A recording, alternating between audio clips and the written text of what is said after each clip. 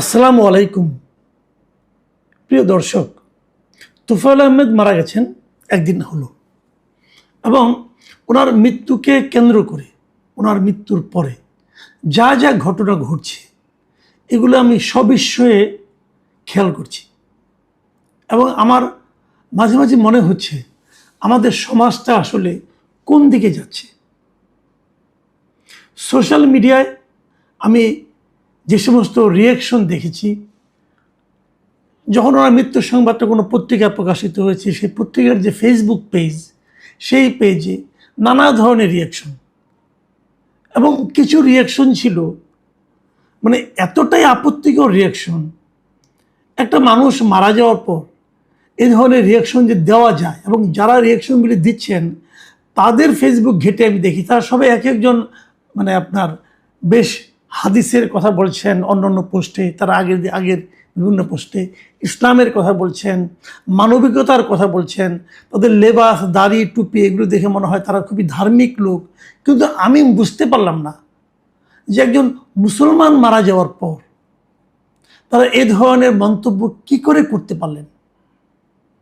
হয়তো ওনারা বলবেন তোফায়েল আহমেদ মুসলমানই না, কিন্তু আমি আবার এটাও বুঝি না একজন লোক যদি সে নিজে থেকে নিজেকে অমুসলিম দাবি না করে তাহলে আরেকজন লোক কি তাকে মুসলমান নয় এটা বলতে পারে? এটা বলার এখতিয়ার কি আল্লাহ কাউকে দিয়েছেন? এবং যে সমস্ত অশ্লীল কথাবার্তা মানে বিশ্বাস করেন আমার আমি ভাবতে আমার বিশ্বাস হচ্ছিল না যে আমাদের দেশের নাগরিকদের মধ্যে এত সংকীর্ণতা, এত নীচতা কিভাবে থাকতে পারে। কতগুলো ঘটনা ঘটেছে।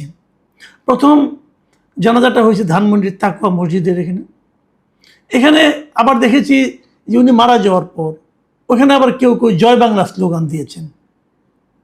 দিতে পারেন এই কারণে আমি মনে করি যেটা তোফায়েল আহমেদের রাজনীতিটা কি ছিল। তোফায়েল আহমেদের রাজনীতি কিন্তু ছিল জয় বাংলারই রাজনীতি। আর তাছাড়া জয় বাংলাতে কোনো নিষিদ্ধ স্লোগান নয়। জয় বাংলা কি এমন স্লোগান যা দিলে আপনার ওজন নষ্ট হয়ে যাবে?